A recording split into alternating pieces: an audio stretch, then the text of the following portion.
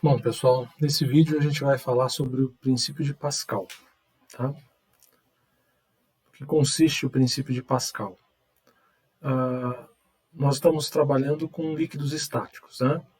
Então, líquidos são fluidos incompressíveis. Né? Ou seja, se você colocar seu líquido num recipiente e tentar comprimi-lo, você não vai conseguir realizar essa compressão. Tá? Diferentemente do que acontece com os gases. Okay? Um líquido estático, um recipiente como esse, né, como se fosse um tubo em U, né, onde aqui eu fechei ambas as extremidades, né? Então aqui é como se eu tivesse êmbolos, como aqueles das seringas, né? Então aqui eu fechei ambos os lados. Significa que qualquer pressão que eu cause, né, nesse meu líquido, ela vai ser integralmente transmitida por todo o líquido, tá? Esse é o princípio de Pascal. Em geral, os problemas que tratam do princípio de Pascal, né, são os problemas de prensa hidráulica, tá? Então aqui eu tenho uma figurinha esquemática, tá? Que de novo representa um tubo em U, né, com um líquido. Eu coloquei esse líquido primeiro, né, no meu tubo em U. A gente sabe, né, ele estando aberto, que é o mesmo nível que a gente vai verificar nos dois lados. Aqui, para efeito de compreensão inicial, eu vou assumir que eu fechei ambos os lados colocando um êmbolo, mas de massa desprezível. Tá? Então isso não vai causar de início nenhuma mudança nessa configuração de alturas. Tá? A ideia é que eu tenha ali nos dois lados um mesmo nível, uma mesma altura de coluna de líquido. Tá? Se comparadas ali ou observadas com relação à base. Tá bom? Então aqui, né, vamos supor que eu determinasse aqui um ponto 1, esse ponto 1 está no mesmo nível de um ponto 2 aqui. Ok? Bom, mas 1 e 2, né, são pontos, se eles estão no mesmo nível, né, a princípio são pontos de uma mesma lâmina. Né? Acho que eu já comentei isso num exemplo anterior, num exercício da lista. Né? Mesma lâmina do mesmo líquido, a pressão tem que ser igual. Isso significa que a pressão em 1 é igual à pressão em 2. Tá? Pressão, por definição, é força por área. Então, força vezes área. Tá? Então, isso significa, né, que eu consigo relacionar forças e áreas, né, em ambos os lados dessa minha prensa hidráulica. Tá?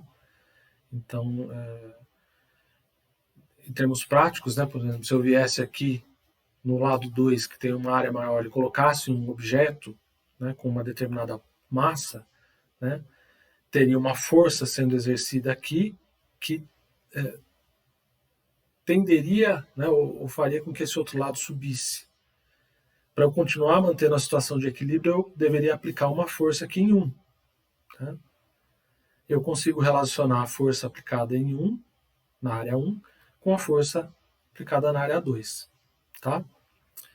Eu vou fazer um exemplo com valores aqui para ficar mais claro a compreensão do princípio de Pascal. Então, eu vou fazer uma figurinha bidimensional representando essa mesma coisa aqui, tá? Só para facilitar. Aliás, nós poderíamos usar até essa figura mesmo, né? Não preciso disso aqui não. Vamos usar a mesma figura. E aí a gente atribui alguns valores e tenta entender o que vai acontecer, tá?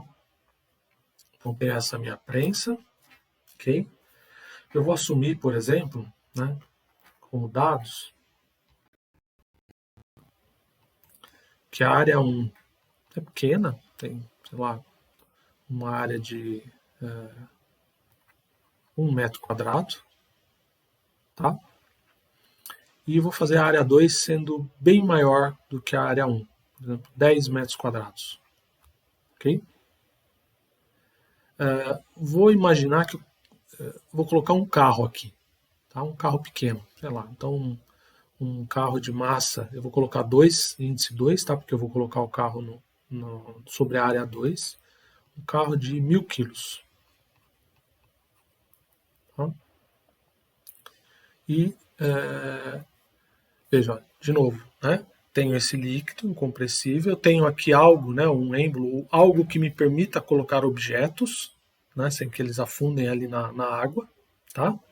Mas esses êmbolos têm massas desprezíveis, por enquanto, tá bom? A pergunta é a seguinte, ó, eu já sei que se eu colocar um carro aqui, a tendência é que esse outro lado, um levante.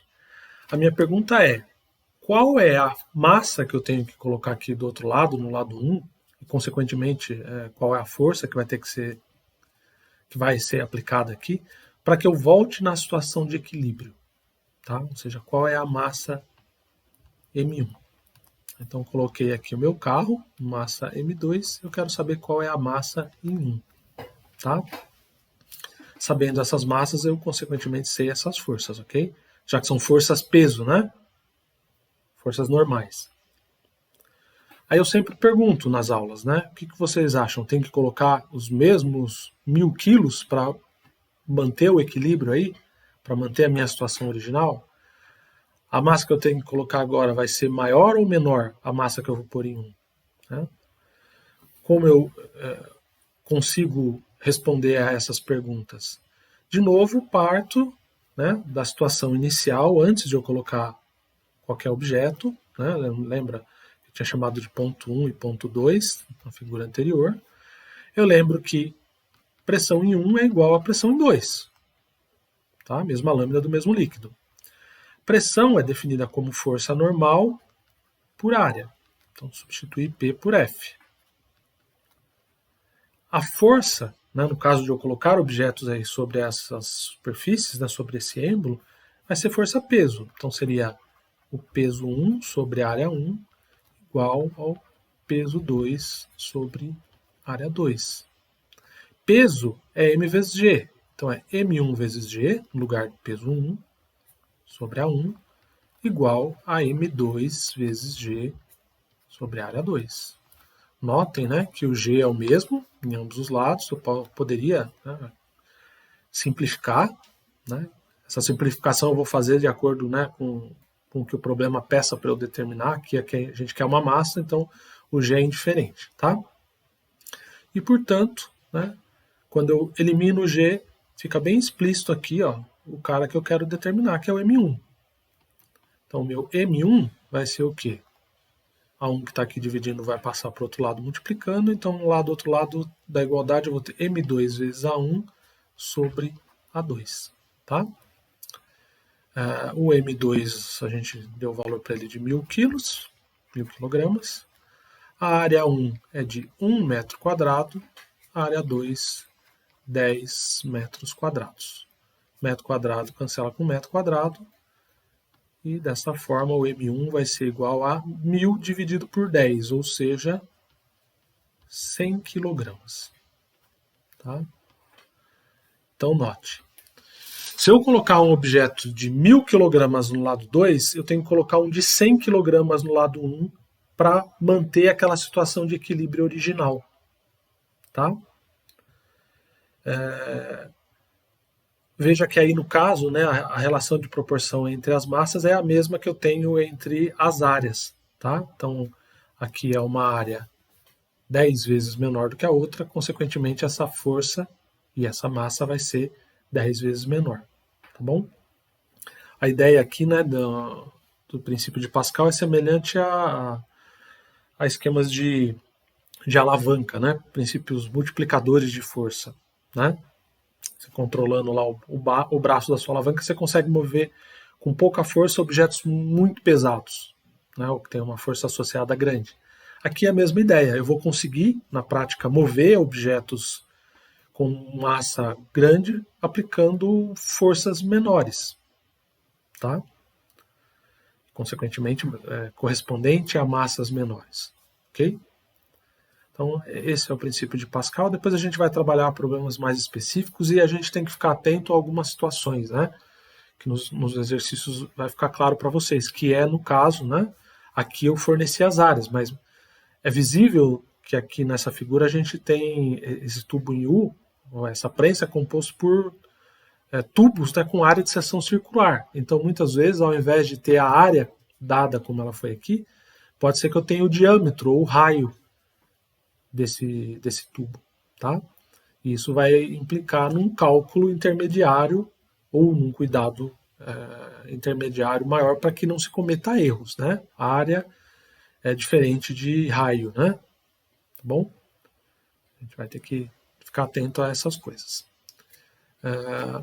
Bom, eu acho que pelo exemplo facilitou. Depois, se ficou alguma dúvida, depois de vocês assistirem no horário de aula, a gente discute. Perfeito? É isso, pessoal. Até!